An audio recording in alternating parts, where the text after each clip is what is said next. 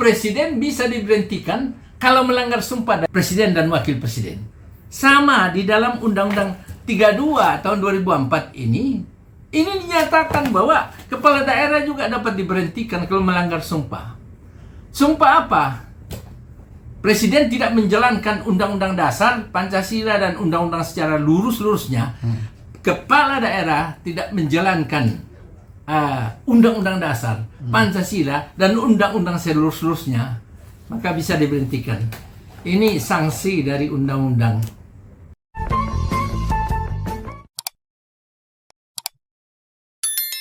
Retret itu kan sebetulnya penyegaran berpikir.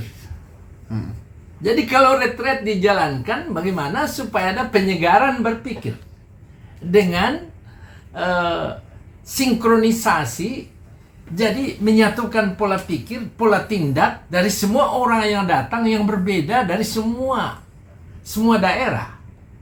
Tidak mengenal sebelumnya, tapi karena dipilih oleh bangsa dan negara melalui pemilihan kepala daerah, gubernur, bupati, wali kota, maka mereka perlu saling mengenal. Dan juga diberikan pembekalan bagaimana untuk menjalankan tugasnya sebagai kepala daerah berdasarkan Undang-Undang Dasar, Pancasila, dan juga undang-undang yang ada. Nah, untuk itulah sebelum sampai di Magelang, mereka dilantik dulu dengan mengucapkan sumpah kan. Jadi sumpahnya itu akan melaksanakan Undang-Undang Dasar, Pancasila, dan undang-undang semurni-murninya, selurus-lurusnya. Artinya apa? Undang-undang apapun mengikat mereka dalam kaitan dengan tugasnya sebagai kepala daerah, gubernur, bupati, wali kota. Bahwa ada yang tidak dapat memenuhi perintah, saya katakan perintah dari presiden dan menteri dalam negeri untuk ikut ke Magelang untuk menyatukan pola pikir, pola tindak dalam rangka melaksanakan tugasnya sebagai kepala daerah, itu juga saya pribadi ya sangat sedih dan menyesalkan hal itu bisa terjadi, terutama bagi orang-orang yang mengerti politik. Kenapa demikian? Karena sumpah sendiri itu akan melaksanakan undang-undang secara selurus-lurusnya. Ya, sumpah itu sudah diucapkan. Bapak Presiden, ingat, Bapak Presiden mengucapkan sumpah sama dengan yang diucapkan kepala daerah, gubernur, bupati, wali kota, sama isinya tuh. Di dalam sanksi kepada presiden, poin pertama adalah kalau melanggar sumpahnya, dia bisa di-impeachment, diberhentikan. Yang kedua, melanggar pidana. Yang kedua baru pidana. Sama saja dengan bupati, wali kota, gubernur. Maka di dalam Undang-Undang 32 tahun 2004 mengenai pemerintahan daerah, itu pasalnya pasal 26 itu dikatakan di sana bahwa kepala daerah dapat diberhentikan kalau melanggar sumpah jabatan kepala daerah atau wakil kepala daerah. Sama presiden. Bayangkan presiden bisa diberhentikan kalau melanggar sumpah presiden dan wakil presiden. Sama di dalam Undang-Undang 32 tahun 2004 ini dinyatakan bahwa kepala daerah juga dapat diberhentikan kalau melanggar sumpah. Sumpah apa? Presiden tidak menjalankan Undang-Undang Dasar, Pancasila dan Undang-Undang secara lurus-lurusnya. Kepala daerah tidak menjalankan Undang-Undang Dasar, Pancasila dan Undang-Undang selurus-lurusnya, maka bisa diberhentikan. Ini sanksi dari Undang-Undang 32 tahun 2004 mengenai pemerintahan daerah. Nah, jadi ini berisiko tinggi sebetulnya. Berisiko tinggi kalau wawasan, itulah yang sering kita merasa sedih karena wawasan berpikir daripada kepala daerah itu mesti diberikan pembekalan wawasan berpikir cakrawala mengenai negara kesatuan Republik Indonesia, bahwa Yang prinsip dasar dalam Pancasila itu bagaimana kita mempersatukan bangsa, persatuan Indonesia.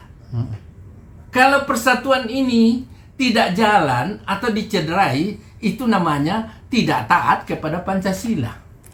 Saya katakan ya, di bangsa ini terlalu banyak orang bicara Pancasila, tapi sebetulnya dia melakukan kesalahan terkait Pancasila, bahkan mencederai, mengoyak-ngoyak Pancasila itu. Saya menggala BP7 ya, tahun 86. Saya tahu kita sering berbicara di bangsa Pancasila, tapi sebetulnya kita tidak Pancasilais. Bahkan kita adalah menginjak-injak Pancasila dalam perilaku, tindakan, maupun langkah-langkah kita. Apakah kita sebagai aparatur negara, apakah kita politician, apakah kita rakyat biasa. Ini yang penting. Kalau kita mau bersatu, jangan koyak-koyak, jangan buat disintegrasi bangsa. Ya, ini bukan menuju pada satu titik, tapi saya berbicara sebagai warga negara. Ya, sangat berbahaya kalau kita membuat bangsa ini disintegrasi. Di dalam pasal 26 ini, Undang-Undang 32 tahun 2004, tugas kepala daerah salah satunya melaksanakan Undang-Undang Dasar dan Pancasila secara murni dan konsisten, melaksanakan undang-undang secara seluruh-seluruhnya. Yang ketiga, meningkatkan taraf kesejahteraan rakyatnya. Yang keempat, menjaga ketentraman, ketertiban masyarakatnya. Nah, kalau dia sendiri sebagai kepala daerah tidak tertib, terus apa yang mau dijaga? Apakah itu pendidikan yang bagus? Kan tidak. Sudah melanggar undang-undang dasar, melanggar sumpah dan jabatan, membuat tidak tertib lagi. Terus apa yang mau dijaga? Jadi ini saya tidak menyerang apa, tapi saya mengingatkan supaya kita itu sadar kepercayaan rakyat di daerah memilih kepala daerah, gubernur, bupati, wali kota bukan berarti membuat disintegrasi bangsa. Ingat, di dalam undang-undang dasar itu, Bapak Presiden itu adalah kepala pemerintahan. Pasal 4, Presiden Republik Indonesia memegang kekuasaan pemerintahan. Di daerah, bupati wali kota adalah pemerintahan, kepala pemerintahan di daerah. Apakah struktur itu tidak? Nah, untuk itu saya menyesalkan sejumlah orang. Ya, yang mengaku profesor, yang mengaku ahli, yang mengaku pengamat politik, yang mengaku pintar, yang berasal dari perguruan tinggi, yang menyatakan tidak ada hubungan hierarki dengan presiden dan kepala daerah. Itu orang pintar yang sangat bodoh. Ya, saya harapkan orang yang ngomong ini supaya pendidikan lagi lah, tidak tahu di mana itu pendidikannya. Baca ini undang-undang. Jangan mencerai-beraikan hierarki hubungan dengan presiden dan kepala daerah. Saya tegaskan, tidak mungkin kepala daerah bisa bekerja tanpa pemerintah pusat. Karena presiden memimpin kepala pemerintahan dan kepala negara. Dia memiliki otoritas yang dipercayakan rakyat dan Tuhan kepadanya dalam rangka memimpin negara, termasuk kepala daerah dan rakyat di seluruh. Pak Prabowo sendiri menyatakan, saya memimpin seluruh rakyat Indonesia. Artinya dia mau melayani dengan baik. Maka harus direspon, dukung dia dengan baik, bukan melawan. Jadi larangan apapun bentuknya, itu bagian dari saya anggap perpecahan bangsa. Kalau ini terus-menerus bisa mengakibatkan disintegrasi wilayah. Percaya saya, kalau ini dipupuk.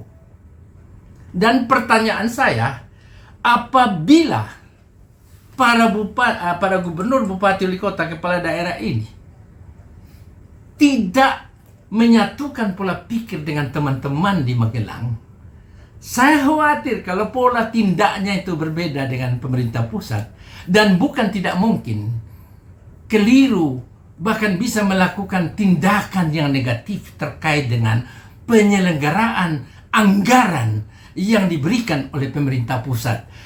700 triliun itu dikurangi 650 triliun yang transfer ke daerah. Ini ada bukunya. Ya, ini Keputusan Menteri Keuangan Republik Indonesia nomor 29 tahun 2025 tentang penyesuaian rincian alokasi transfer ke daerah menurut provinsi, kabupaten, kota tahun anggaran 2025. Saya rasa pemerintah pusat juga ragu mentransfer ini kalau sampai perilaku seperti ini tidak bisa disinkronisasi, tidak diselaraskan maupun disesuaikan dengan harapan pemerintah pusat. Yang intinya dari hal ini sebetulnya saya mau katakan, merendahnya loyalitas kepada bangsa dan negara dan rakyat Indonesia melalui Bapak Presiden. Kesetiaan itu luntur. Maka saya minta juga supaya ini barangkali perlu penelitian mendalam ini. Jangan kecederaan ini membuat kita justru ada kesan seolah-olah Bapak Presiden ini semena-mena. Apa sih beratnya kayak apa sana itu kayak Magelang itu kan melatih disiplin, bukan militerisasi di sana, itu bukan menyatukan pola pikir, pola tindak di daerah dengan pemerintah pusat, namanya sinkronisasi. Nggak ada itu yang namanya militerisasi, nggak ada itu. Saya yakin itu tidak ada. Nah, jadi itu saya kira yang saya sampaikan. Dan sebetulnya ini kan ada ini. Nah, rincian Peraturan Presiden Republik Indonesia Nomor 201 Tahun 2024 tentang rincian anggaran pendapatan dan belanja negara. Ini ada tambahan dari Pak Prabowo, tapi ini kan ditetapkan sebelum Pak Prabowo dilantik. Tapi ini tetap berlaku, cuma ada revisi sana-sini. Nah, pertanyaan saya, kalau sejumlah kepala daerah, bupati, wali kota, gubernur itu tidak sinkron dengan hal ini, apakah mungkin ini kan dari jumlah ini 46 kementerian ini ada semua di sini. Di situ ada bukunya. Apakah kementerian itu dapat menggelontorkan uang ke daerah kalau memang tidak sinkron berpikirnya dengan pusat? Banyak hambatan. Yang rugi itu rakyat di daerah. Jadi jangan perilaku yang sempit ini menghancurkan kepercayaan rakyat yang memilih kepala daerah di daerah. Jangan. Harusnya sekarang mulai sadar sehingga ada sinkronisasi, ada pembicaraan lah. Jangan seperti ini. Namanya perlawanan sebagai di dalam struktur pemerintahan. Namanya aja pemerintah daerah, pemerintah pusat, artinya struktur. Jadi para profesor-profesor ahli-ahli politik itu sebetulnya dungu sekali dan bodoh ya, bahwa tidak ada hubungan hierarki. Bodoh, jangan tampil di televisi kalau membodohi rakyat lah. Tapi kalau protes ini saya ingin berhadapan orang itu. Ya, saya ingin berhadapan si profesor-profesor itu. Jadi baiknya di kampus itu mengajar mahasiswa supaya berakhlak bermoral. Jangan membodohi dengan cara menggelapkan sesuatu yang terang benderang, bahwa hierarki antara pusat dan daerah itu adalah kepala pemerintahan dan kepala daerah, kepala pemerintahan di daerah dan pemerintahan di daerah. Jadi sekali lagi merugikan sebetulnya bagi kepala daerah atas sikap yang ditunjukkan. Sebetulnya ya sudah sebetulnya dengan cara-cara panitia memberikan kesempatan, karena ini penting, namanya informasi langsung dari Bapak Presiden dan sejumlah orang yang memberikan pembekalan seperti itu. Saya di samping juga kita butuh memelihara ketahanan nasional di daerah yang disampaikan oleh Menteri Pertahanan, bukan militerisasi. Jangan pernah masyarakat itu alergi pada militer. Yang bicara alergi militer itu dari dulu saya amati selama 25 tahun. Orang-orang ini tidak pernah bikin apa-apa buat negara. Kenapa dia suka benci militer? Tidak ada negara ini tanpa militer itu. Jadi sekali saya tegaskan, tidak ada militer ini tanpa ABRI dan TNI. Ya. Jangan justru mereka mati di medan tempur, Anda seenaknya mencaci maki itu, militer itu. Berhenti itu. Jadi orang-orang mencaci militer harus ditanya, apa yang kau buat bagi negara ini? Berhenti. Jadi jangan militer dicaci maki, bilang militerisasi lah di Magelang ini. Nggak ada itu militerisasi. Bahwa Pak Sapri Samsudin memberikan ceramah, itu adalah guidance dalam rangka memelihara ketahanan wilayah di daerah sehingga tidak timbul infiltrasi ataupun gangguan dari dalam maupun dari luar daerah itu sendiri. Jadi ada guidance. Sehingga apa? Kalau terjadi pusat bisa membantu. Ini kok saya seolah bisa berdiri sendiri tanpa bantuan pusat. Sekali lagi saya menyesalkan hal itu. Dan mohon supaya ini diredam, supaya menjadi tenang dan kita bisa bekerja. Satu hal yang ingin sampaikan. Perpecahan yang timbul dalam bangsa, demo apa segala macam, saya hormati itu mahasiswa. Saya hormati mahasiswa itu. Tapi jangan mahasiswa diberi makanan yang salah. Informasi yang salah. Ada mahasiswa, udah kabur aja ke luar negeri. Kabur kemana? Di luar negeri saya 41 negara saya datang, semua susah. Ya mau kabur kemana? Ada sesuatu yang keliru di pemerintahan, sampaikan. Nggak usah ribut, sampaikan ke DPR. Karena dia adalah corong utama bagi kepentingan rakyat. Kalau ada misalnya yang salah secara hukum dan ada bukti, sampaikan penegak hukum. Iya kan begitu. Jadi kita butuh ketenangan supaya investasi masuk. Bila tidak tenang, masih aja apalagi ditambah dengan ormas, ditambah dengan ini, keributan di mana-mana. Ada bilang sudah habis-habisan PHK tapi tidak tahu datanya ada apa enggak. Nah, ini membahayakan negara. Kita sudah telanjur dulu, kita bilang 1.200 triliun akan datang investasi, itu nol. Nggak ada. Ya. 129 investor sudah siap masuk, nol. Pak Prabowo memikul tanggung jawab atas semua itu.